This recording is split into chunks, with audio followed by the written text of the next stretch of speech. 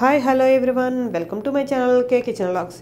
ఈరోజు నేను చూపించబోతున్న వంటకాలు వినాయక చవితి సందర్భంగా ప్రసాదాలు ఈజీగా తక్కువ టైంలో ఎలా చేసుకోవాలి ఏంటి అనేది చూపించబోతున్నాను. అస్సలు ఎలాంటి ముందు ప్రిపరేషన్ అనేది లేకుండా పండుగ రోజే చేసేసుకోవచ్చు. చాలా easy process, step by step చూపిస్తున్నాను. ఎలా చేయాలి ఏంటి అనేది చూసేద్దారండి. ముందుగా ఒక ప్యాన్ తీసేసుకొని అందులో 2 కప్పుల దాకా వాటర్ యాడ్ చేసేసుకోండి. కొలతలన్నిటికీ ఒకే కప్పు యూస్ చేసేసేయండి. అలాగే ఈ వాటర్లో ఇప్పుడు ఒక పించ్ సాల్ట్, 2 టేబుల్ స్పూన్ దాకా బెల్లం ప్లేస్లో కావాలంటే ఒక 2 టేబుల్ స్పూన్ పంచదార అయినా వాడుకోవచ్చు. నేనైతే బెల్లం యూజ్ చేస్తున్నాను. బెల్లాన్ని ఒకసారి అలా కలిపేసి ఇప్పుడు 1 టేబుల్ స్పూన్ దాకా నెయ్యి యాడ్ చేసి ఈ వాటర్ అనేవి చక్కగా మరగనిచ్చేసేయండి. ఇలా వాటర్ ఎప్పుడైతే మరగడం స్టార్ట్ అయిందో స్టవ్ అనేది లోలోకి చేంజ్ చేసేసుకొని ఎంత వాటర్ యాడ్ చేస్తే అంత బియ్యం పిండి యాడ్ చేసేసుకొని 2 కప్పులు వాటర్ యాడ్ చేసేసాం కదా మనం, అందుకని నేను 2 కప్పులు బియ్యం పిండి యాడ్ చేసేసుకున్నాను. లోలో ఉంచి మాత్రమే మిక్స్ చేసేసుకోండి. ఇలా లోలో ఉంచేసేసుకొని మొత్తం ఎలాంటి ఉండలు అనేవి లేకుండా చక్కగా కలిపేసేసి స్టవ్ ఆఫ్ చేసేసుకోండి. చూడండి, ఇక్కడ నేను చూపిస్తున్నట్లు ఇలా ఎక్కడ ఉండలు లేకుండా కలిపేసేసుకొని స్టవ్ ఆఫ్ చేసేసి మూత పెట్టి ఒక 10 నిమిషాలు పక్కన ఉంచేసేయండి. దీని లోపల స్టఫింగ్ కోసం అని చెప్పేసి ఇప్పుడు స్టవ్ ఆన్ చేసి ప్యాన్ పెట్టి ఇందులో నేను పచ్చి కొబ్బరి 1.5 కప్పు దాకా వాడుతున్నాను. వెనక పార్ట్ అంతా తీసేసి మిక్సీ పట్టేసేసుకున్నాను. మీరు కావాలి అంటే పచ్చి కొబ్బరి ప్లేస్లో ఎండు కొబ్బరి అయినా వాడుకోవచ్చు. బెల్లం 1.5 కప్పు కొబ్బరికి 1 కప్పు బెల్లం కరెక్ట్గా సరిపోతుంది. కాస్త ఎక్కువ స్వీట్ తినాలి అనుకున్న వాళ్ళు ఇంకో 2 టేబుల్ స్పూన్లు ఎక్కువ యాడ్ చేసుకుంటే సరిపోతుంది. ఎండు కొబ్బరి యాడ్ చేసే వాళ్ళు అయితే మాత్రం ఒక 2 టేబుల్ స్పూన్ దాకా వాటర్ యాడ్ చేసేయండి. బెల్లం అంతా చక్కగా కరిగిపోయి ఇలా ఎప్పుడైతే ఉడుకు పడుతుందో ఆ స్టేజ్లో కొంచెం యాలకుల పొడి యాడ్ చేసి మీడియం ఫ్లేమ్లోనే కుక్ చేసేసుకోండి. నేను కొంచెం డ్రై ఫ్రూట్స్ కూడా ఒక 2 టేబుల్ స్పూన్ దాకా చాప్ చేసి యాడ్ చేస్తున్నాను. మీకు ఇష్టమైతే యాడ్ చేసేసుకోండి, లేకుంటే స్కిప్ చేసేయచ్చు. పూర్తిగా 1 టేబుల్ స్పూన్ దాకా ఫ్లేవర్ కోసం గీ యాడ్ చేసి ఇలా దగ్గరికి వచ్చిన దాకా ఉడికించుకొని స్టవ్ ఆఫ్ చేసేస్తే సరిపోతుంది. ఇందాక పక్కన ఉంచాం కదా బియ్యం పిండి, ఈ బియ్యం పిండిని చక్కగా చేతితోటి బాగా నీట్ చేసుకోవాలి. అంటుకుపోతూ ఉంటుంది కాబట్టి 1 టేబుల్ స్పూన్ దాకా గీ యాడ్ చేసామంటే చేతికి అనేది అంటుకుపోకుండా చక్కగా ముద్దకు వచ్చేస్తుంది. ఎంత బాగా మీరు కలిపితే పిండి అనేది ఉండలు లేకుండా అంత సాఫ్ట్గా పిండి వచ్చేసిద్ది. ఒకవేళ బాగా డ్రైగా అనిపిస్తే చేతిని మాత్రమే తడి చేసుకొని పిండిని కలుపుకోండి. వాటర్ అనేవి ఎగ్జాక్ట్గా సరిపోతుంది, కప్పు. చూడండి, ఇక్కడ నేను చూసినట్లు ఇలా పర్ఫెక్ట్గా కలిపేసేసుకొని పక్కన ఉంచేసేసుకోవటమే.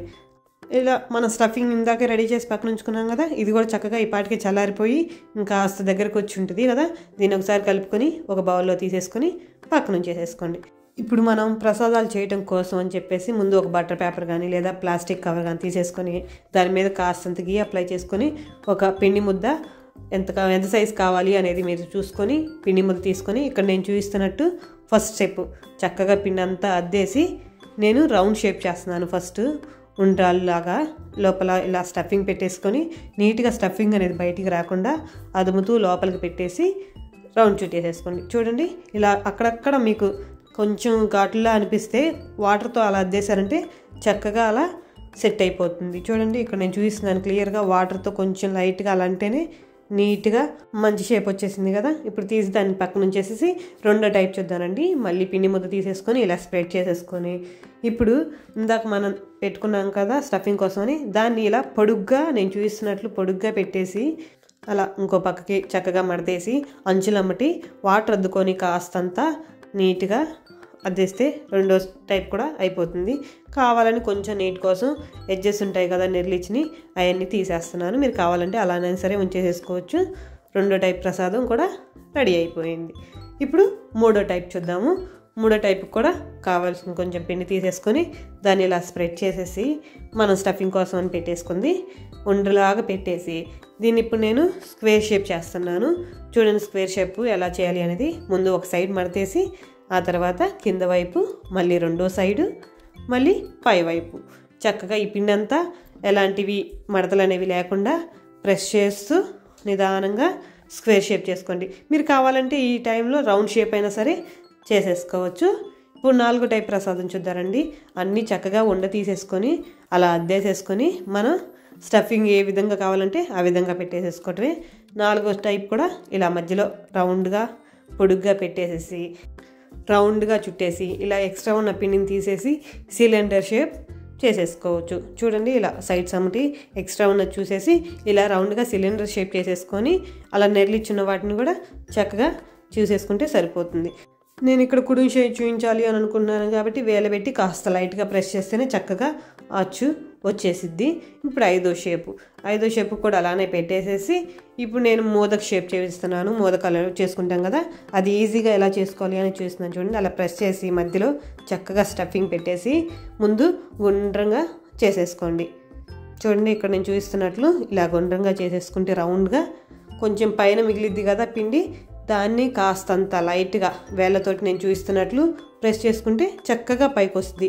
ఆ పైకి వచ్చిన దాన్ని మీరు ఇలా ప్రెస్ చేస్తే మోదక్ అనేది రెడీ అయిపోద్ది షేపు.